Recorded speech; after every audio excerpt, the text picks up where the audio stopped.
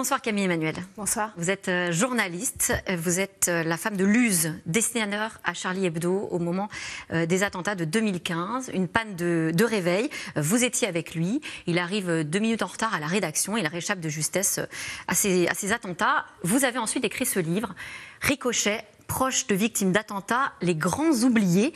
Ça parle justement du statut des victimes indirectes par ricochet, justement, vous allez nous en parler. D'abord, le livre qui commence par quelque chose d'absolument marquant. Vous êtes obnubilé, on est le 7 janvier 2015, quelques heures après les attentats, et vous êtes obnubilé par une réservation dans un restaurant qu'il vous faut annuler à tout prix. Vous dites, c'est un geste absurde, mais en fait, ces petits détails, ça en dit beaucoup. Oui, tout à fait. En fait, c'était son anniversaire à mon mari le 7 janvier 2015 et donc j'avais fait une réservation d'une pizzeria qu'il aimait bien.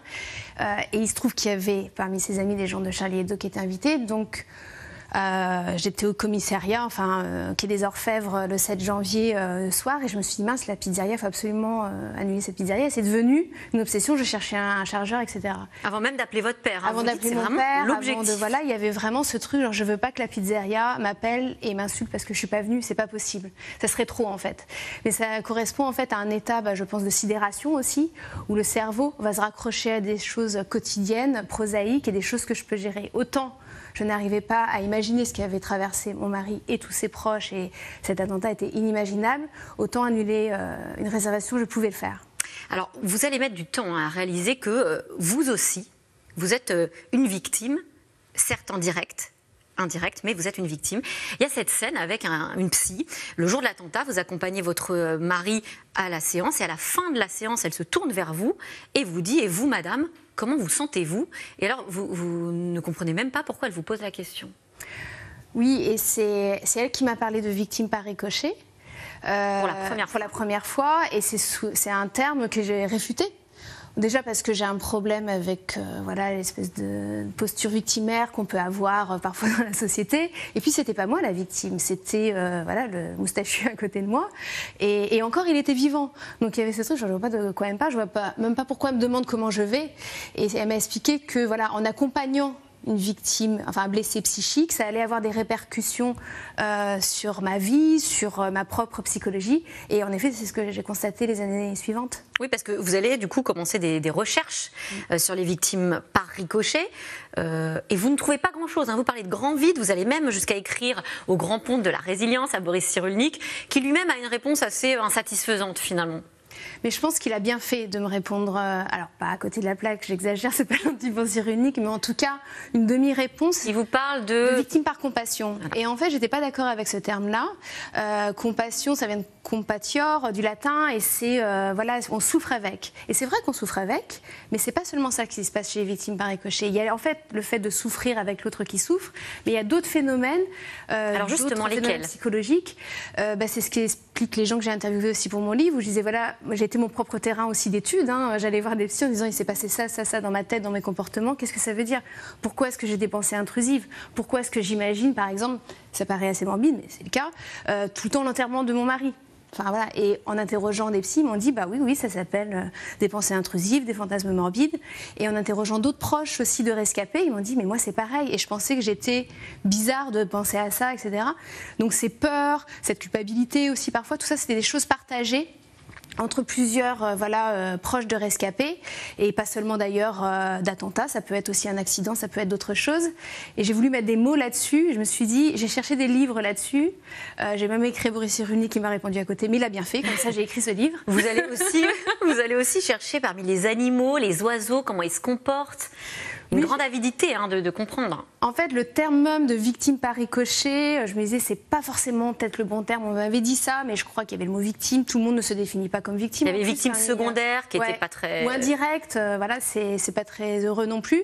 Et du coup, je me suis dit, forcément, dans le monde animal ou dans la nature, il doit y avoir un oiseau. Dans le même nid, il y a un oiseau qui va vivre un traumatisme, et cet oiseau-là va changer son comportement, et il va être bouleversé dans sa vie, etc. Je n'ai pas trouvé, malgré mes nombreuses recherches ornithologiques.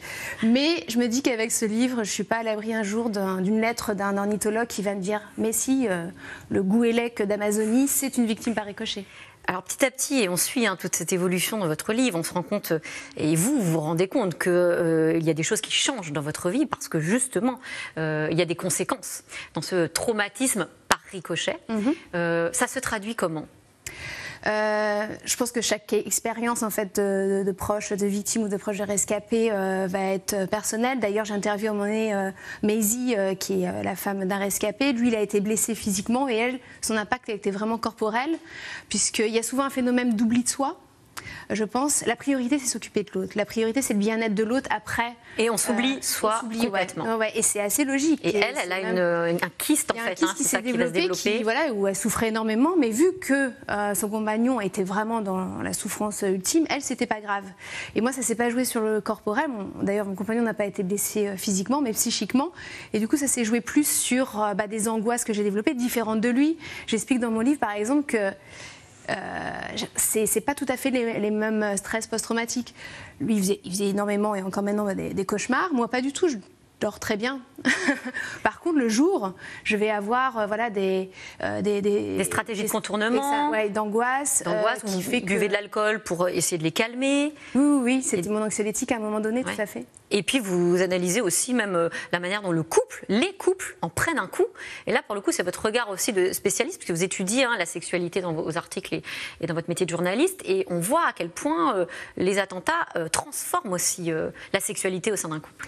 En fait, ça transforme tout. Ça transforme les relations qu'on a à ses proches.